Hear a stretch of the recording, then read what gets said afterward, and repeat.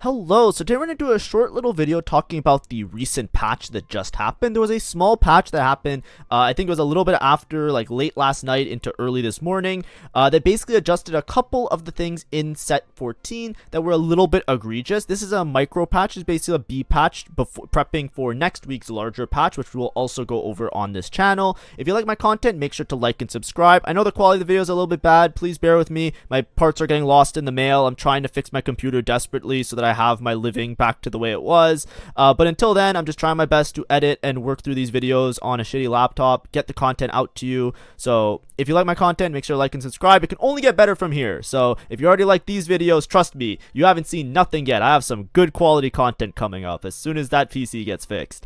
But anyways, we're just gonna talk through these because it's gonna help you just to understand how things are kind of shaping out, as well as to help you like get an idea or a feel for like how you can adjust your gameplay or playstyle based on how the comps are kind of adjusting.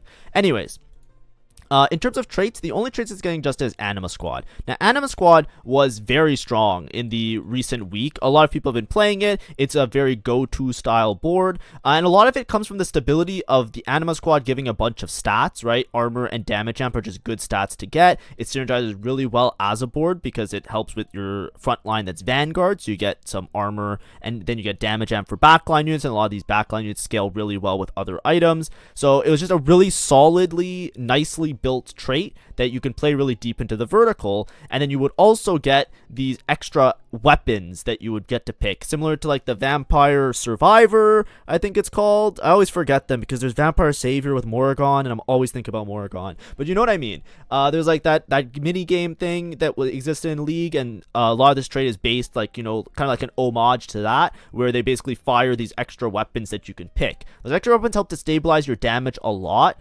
which made Anima Squad really strong because it's like you had an extra carry. So in addition to getting the stats, which weren't that many stats, you would also get to choose these weapons, which would do an insane amount of damage. Now, if you look at the nerf that they have, they didn't really like axe it to a point where it's like unplayable in my opinion. It maybe is just, instead of it being like Giga S tier, like the best thing you can play, it's probably just like a little bit worse, so you can still play it from certain spots and have success with it, but you would want to have a good spot for it. They basically just nerfed the Anima Squad armor and MR that you get. So if you look, 3 Anima didn't get nerfed. 5 Anima, so the middle tier, got a little bit of a nerf, like 5 armor, which works out to be a lot because it's 5 armor on pretty much your whole board. But there was a large nerf, 10 armor to 7 Anima, so a little bit less consistent. You're really going to want to have that upgraded Leona if you're playing deep into Anima Squad, or you're going to want to have like frontline upgrades, maybe have an extra Bastion unit in. A lot of times when you're playing Anima Squad, often a good slot in is Renekton. You want to have those frontline synergies to make it a little bit more stable now. In terms of the damage amp, it's got like, you know, 3 Anima Squads didn't really get changed, but 5 and 7, excuse me, both got like a pretty substantial nerf. Now the thing is, they didn't really nerf the weapons or any of the damage that you get from the weapons, so I still think Anima Squad's gonna be playable. It's not completely axed, it's not completely gonna be out of the meta. You just might not be able to like hard force it and get a first out of it. You might have to have a good spot in order to get that top 1, top 2. Now, let's go through units. So they give their little bit of a description here. If you want, you could check out the website. It's just tactics.tools. You can just search up like 14.1 B patch to see it. I'm not going to read through it. I already read through it briefly, and I'm just going to talk about it based on the numbers that we see here. So in terms of the unit nerfs, these are the bigger nerfs that happen this patch that are really going to shake up the way that you might have been playing. So previously, Rengar reroll has been a thing. Now, Rengar got nerfs. I felt like it was a bit of a stray bullet, because if you talk about a comp, Rengar and Rengar reroll, Rengar 3, it's very inconsistent, because basically you're playing Rengar with Executioners. A lot of times you play him with Street Demon Executioner. It would be something like, let me just try and build your board. Before you used to play it with Divinicorp, now everybody just plays it like this, which I think is a little bit more optimal because the Street Demon matters a little bit more. But basically you would just go for like 5 Executioner. I misclicked one, I think. I don't know who I missed. Vex here. You play a board kind of like this, and then you have like an extra spot if you're not, when you get to level up, that you can play some extra frontline units. But basically, you get Street Demon and 5 Executioner, and this Rengar would basically pop off and do a whole bunch of damage. The problem with this board is that Rengar, being a melee frontline unit, was very unstable as a 2-star, and I still believe he's really unstable as a 2-star. So you had to play it from a really good spot. So it felt almost like a stray bullet to say that we're nerfing the Rengar comp because there was more egregious things going on. Now that being said, the nerfs aren't that big. So a 280 nerf, okay, well, let me say this. A 280 nerf is pretty substantial. Like 5 AD in my head is what changes a unit from being shit to broken. So 2 AD, it's like, you know, it's pretty substantial because this is base AD. So all the items, all the augments, all the synergies, they build off of the base AD. So this is a little bit scary to see, but it's not that bad. They also nerfed his main slash damage by like a very small amount, right? It's 10%, but like in terms of like relative percent, it's not that much because it's like 250 down to 240. What they did say is that the reason that they're nerfing it, now, even though it seems like a stray bullet, I'm not super tilted about it because they said that they were going to think about buffing Vex and Graves in a later patch. So I think this was just an intermediate step. They just decided, let's ship it with the other changes that we're planning so that we don't overwhelm everybody with a bunch of changes next patch. So if you looked at it and you're like, I don't think Rengar is that strong anyways, or if you actually think Rengar is broken and then this is a patch or something that you wanted, either way, whichever way you look at it, this is like an intermediate step because they're slowly going to try and work around fixing executioners or making executioners a little bit more balanced as a whole as a trait. So that's fine. I don't really care about this. Now, I didn't get to play much because my computer exploded and I just see this and I'm like, what the fuck is happening? I don't even know what the fuck's well, I do know what's going on, but I'll try and explain it. But basically there was this Strategist comp. I made a video about it on my channel. You can check it out, like how to play Strategist or Strategist AMP is broken. It's like right over here on my front page. But basically with this Strategist comp, it was ridiculous. You would basically just play like Strategist with AMP, and it was really broken for a variety of reasons, right? There was a lot of moving parts to it, but a big crux of it was the fact that Annie summoned this Tibbers, and this Tibbers was a frontline unit that did a bunch of damage and was just so hard to deal with. So a lot of times you just built this board around like chain casting Annie to summon like 2 or even 3 Tibbers that basically worked like as good as a melee user, and it was absolutely atrocious. So much of this comp relied on this Annie summoning this Tibbers, and it basically looked like this, and then you played a bunch of 5 cost. So it was a really expensive comp. It was really degenerate because a lot of people were just full opening, right? So you would just like try and build up as much econ as possible. So you basically would play no units for half the game, just full greed your econ, try and immediately teleport to level 8 and roll for all of your 5 costs and 4 costs, and then try and win the game off of just hitting all the units possible, right? The completed board that used to be broken looked like this. If you still play this, I would not play it that much anymore because if you read these Annie nerfs, these are laughably like I have not seen a unit get this gutted since Urgot last set. Like holy, like 300 HP down to 10, 600 down to 100. Like this Tibbers does not do anything anymore. So now Tibbers works almost like the cast of the Tibbers isn't to be more of like a frontline unit. It's more just to be like a damage source, like a kind of like a bomb or an explosion.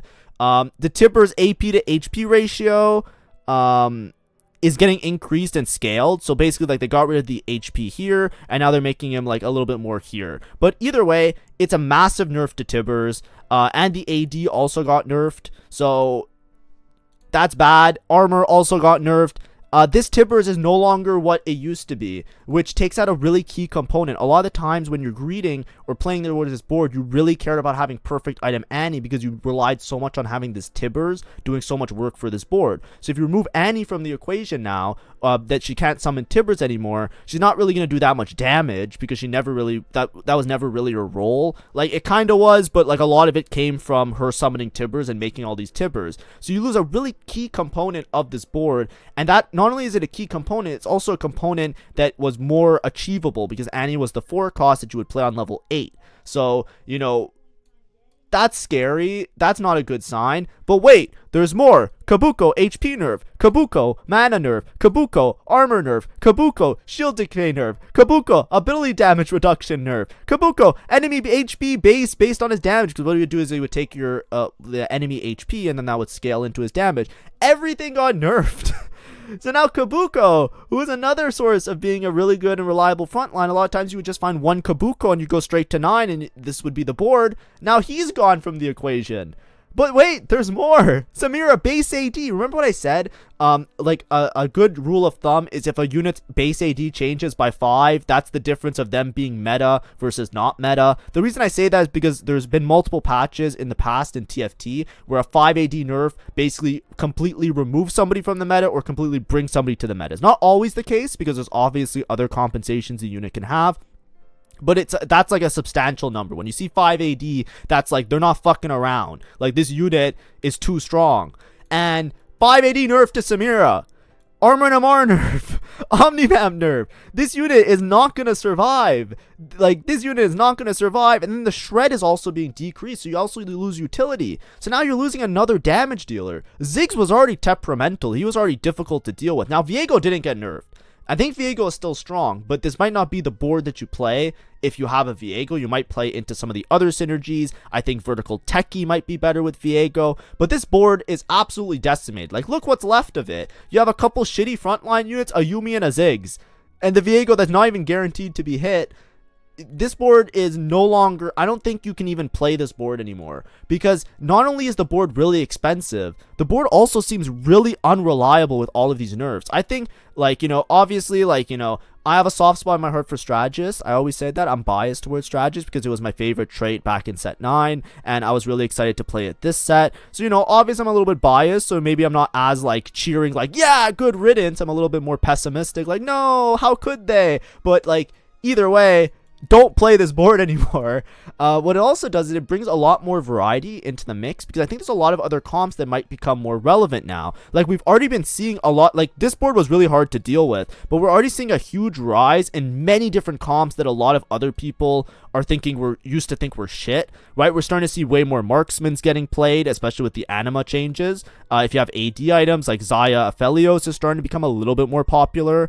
Not to say that it's broken or anything, I'm just saying some of the other comps are becoming a little bit more popular. Zed for some reason is just not that popular anymore. Now Cypher is like the main win clause. Cypher got a huge buff in the fact that not a bunch of people are opening their boards and not playing any units, so Cypher now is actually a lot more viable. So a lot of people, if you have a Cypher opener, that's like an instant win a lot of the time. So Cypher Zed as opposed to Divinicorp Zed is becoming really popular. Zeri, as I think I said before, is becoming a little bit more popular. So there's a lot to learn. There's a lot of new experimentation. So I think overall this is a good change, because when there's a meta where it devolves into playing a certain comp, sometimes it becomes a little bit difficult for like other things to become apparent. Now, if that wasn't enough already, right? We've been looking at this and we're like, hey, you know, they just gutted this Strategist A.M.P comp. Like, what are we gonna do? Just in case to make sure that it's 6 feet under and it's buried to death. Like, we're also gonna nerf the Strategist Augment.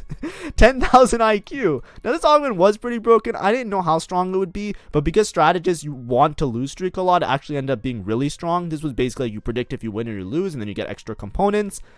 This also got nerfed, so GG. Don't play Strategist anymore, I guess. And then there's a bug fix. Tibbers basically displaying incorrect values, and then there's an exploit that they're banning people for. So I don't know what this one is. I actually did not hear about it. Usually I'm on top of these things whenever there's these type of things, because I like to bitch about it to people. But I actually don't know what they're talking about here, so that's pretty cool. Good job, devs. You found a bug before I did. That makes me really happy, because I hate it when I'm the one that finds it first and I have to report it. So that's amazing. Good job, devs. But anyways, that's the patch. Obviously not too much changed, but just wanted to make a short video today. Tomorrow we're gonna get back to like the how to play guides. I'm gonna talk about Divinicorp Zed, because that's the one that I was making, so I already have the PowerPoint made for it. But I just want to talk about this B patch because I like to do the patch updates when they come up. If you like my content, make sure to like and subscribe. Thanks for everybody who sticks by with my channel, especially during these trying times for me. And have a great day, have fun, enjoy your happy climbing and happy playing. I'm gonna be playing soon, so watch out on ladder. You know, I'm gonna be coming for your LP. Bye bye.